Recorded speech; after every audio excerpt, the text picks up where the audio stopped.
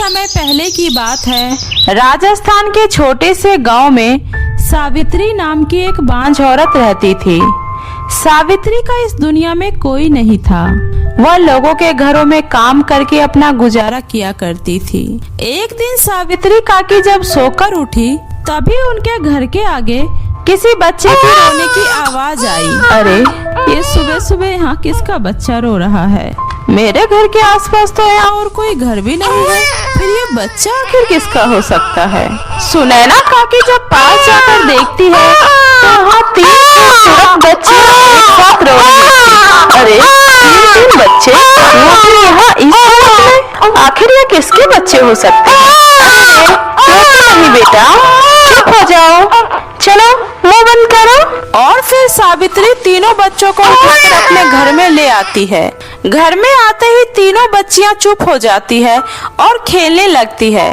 सावित्री काकी उन्हें घर में सुलाकर उस बच्ची के माता पिता का पता लगाने गांव में जाती है, लेकिन उस बच्चे का माता पिता का कोई पता नहीं चलता है। शायद यह भगवान की बिटिया है और ईश्वर भी यही चाहते हैं कि मैं ही इसकी देखभाल करूं। आज से ये तीनों मेरी ही बेटी है। यह सोचकर सावित्री काकी तीनों बेटियों का अच्छे से पालन पोषण करने लगती है। 15 साल बाद सावित्री काकी अब पूरी तरह बूढ़ी हो चुकी है और सावित्री काकी की तीनों बेटियां अब बड़ी हो चुकी है। सावित्री काकी ने तीनों बेटियों का नाम सोना, रूपा और सुहाना रखा था। एक दिन सावित्री काकी की तबीयत खराब हो जाती है। माँ, ये लो पानी और ये रही आपकी दवाई। माँ, हमने आपसे कितनी बार कहा है, आखिर हम सब आपके किस दिन काम आएंगे? हाँ माँ, बहुत हो गया, अब से आप घर में आराम करोगी और हम तीनों बहनें काम करने जाएंगे।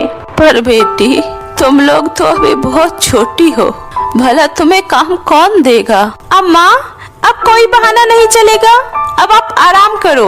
मैं और सोना दोनों बाहर काम ढूंढने जा रहे हैं। सुहाना, तुम माँ के पास रहकर माँ का ध्यान रखना। इतना बोलकर दोनों बहनें काम की तलाश में निकल जाती है। पूरे दिन भटकने के बाद भी उसे कहीं कोई काम नहीं मिलता है।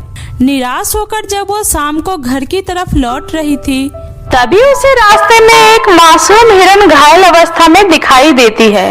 अरे, लगता है यह हिरन बहुत जख्मी है। हाँ दीदी, हमें इसकी मदद करनी चाहिए। और फिर दोनों बहनें उस हिरन को उठाकर अपने घर ले आती है। उसके बाद उसकी अच्छे से मरहम पट्टी करती है और उसे खाना भी देती है। सभी बहनें मिलकर उस हिरन का बहुत अच्छे से ख्याल रखती है।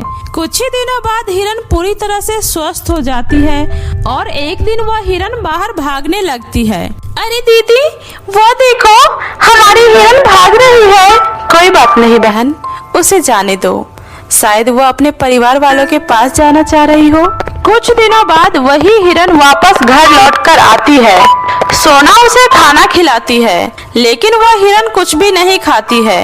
अरे क्या हुआ हिरन रानी, कुछ परेशानी है क्या तुम्हें? लगता है ये हिरन हमें कहीं ले जाने के लिए आई है। क्या हुआ हिरन, कहाँ ले जाना चाहती हो हमें?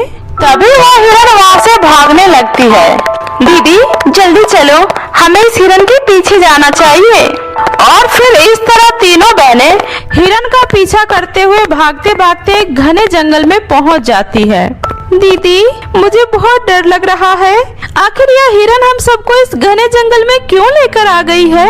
कहीं ये हिरन कोई भूत या चुड़ैल तो नहीं है ना? तुम सही कह रही हो, पता नहीं ये हिरन हमें इस जंगल में क्यों लेकर आ गई है। मुझे तो अब वापस जाने का रास्ता भी नहीं पता है, मुझे भी बहुत डर लग रहा है। दीदी, हमें अब किसी तरह यहाँ से वापस लौटना चाहिए, चलो घर की तरफ चलते हैं। और फिर तीनों बहन घर की तरफ जाने लगती है। तभी अचानक उसके आगे वही हिरन प्रकट हो जाती है। यह देखकर तीनों बहनें डर जाती है। दीदी, ये हिरन तो चुड़ैल निकली, अब हम क्या करेंगे दीदी? मुझे भी बहुत डर लग रहा है। दीदी, कौन हो तुम, आखिर चाहते क्या हो हमसे और हमें यहाँ इस तरह क्यों लेकर आई हो? तभी वह हिरन एक बहुत ही खूबसूरत परी में बदल जाती है। डरो मत, मैं तुम्हें नुकसान नहीं पहुंचाऊंगी। नुकसान नहीं पहुंचाना चाहती हो तो यूं हम तीनों को धोखे से इस सुनसान जंगल में क्यों लेकर आई हो? मैं तुम तीनों बहनों को किसी से मिलवाना चाहती हूँ। पहले तुम तीनों बहनें शांत हो जाओ। मैं तुम्हें कोई नुकसान नहीं पहुंचाऊंगी। मैं परीलोक की नैना परी हूँ और परी किसी के साथ बुरा नहीं करती है। मैं तुम्हें अपने साथ बादलों में ले जाने आई हूँ। चलो मेरे साथ, मैं तुम्हें कुछ देना चाहती हूँ। चलो मेरे साथ आओ। और फिर इस तरह परी उन तीनों बहनों को अपनी जादुई शक्तियों से उड़ाते हुए बादलों के बीचों बीच बने परीलोक में ले जाती है, जहाँ एक बहुत ही बूढ़ी बीमार परी बरसों से मानो किसी का इंतजार कर रही हो। मेरी बच्चियों, नैना, नैना, तुम मेरी तीनों बेटी को ढूंढकर मेरे पास ले आई हो। मेरी बेटी आ गई है क्या? हाँ बड़ी परी माँ, मैं आपके तीनों बेटियों को ले आई हूँ। अब बस आप जल्दी से ठीक हो जाओ, फिर हम सब साथ मिलकर रहेंगे। नहीं नैना परी, मेरा अंतिम समय निकट आ गया है।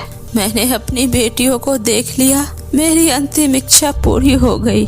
अब मैं सुकून से मर सकती हूँ। खुश रहना मेरी बच्चियों।